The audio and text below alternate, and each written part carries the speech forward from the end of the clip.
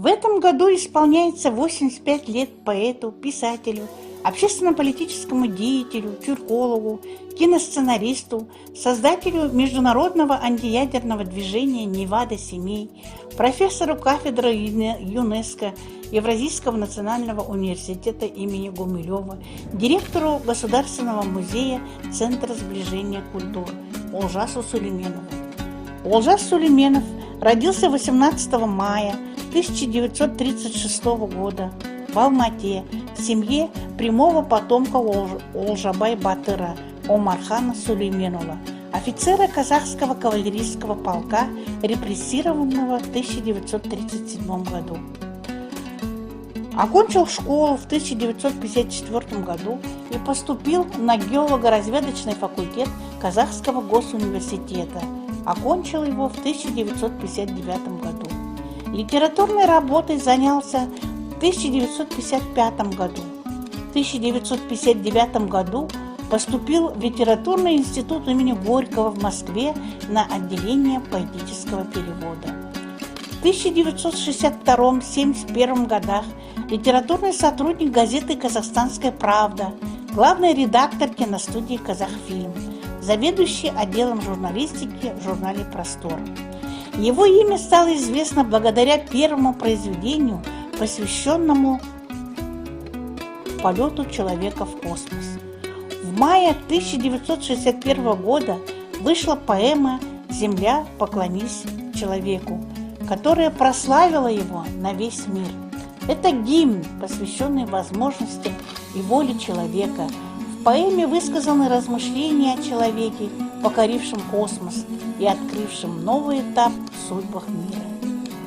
Его первый поэтический сборник «Аргамаки» увидел свет в 1961 году. В 1962 году был издан сборник «Солнечные ночи». В 1963 году «Ночь парижанка». Также выпущены были сборники стихов «Год обезьяны» 1967 год, «Глиняная книга» 1969 год и другие.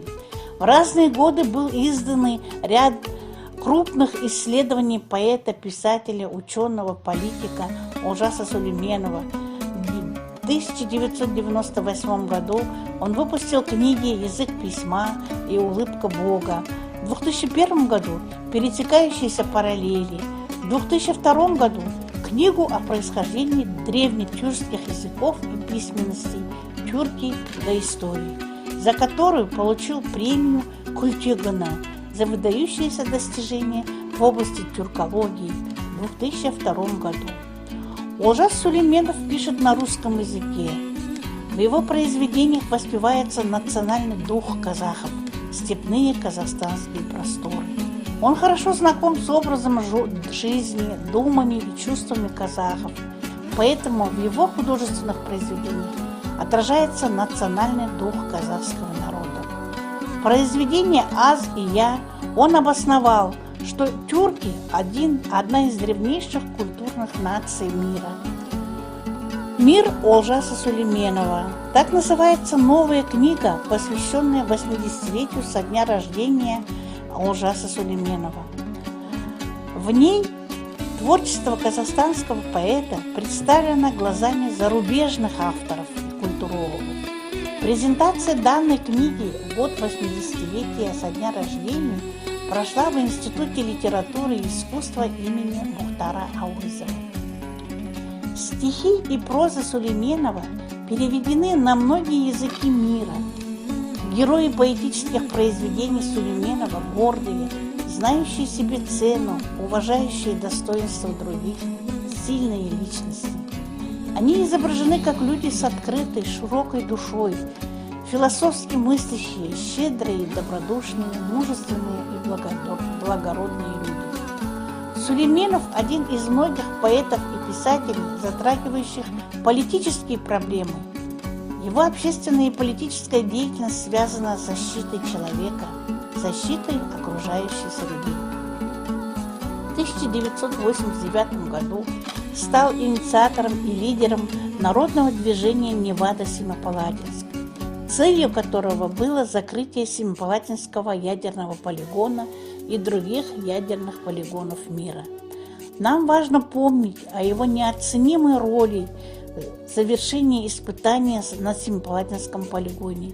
Не возьмись за это дело поэт, кто знает, как долго бы еще доходил до людей весь ужас ситуации и бесчеловечность ядерных испытаний.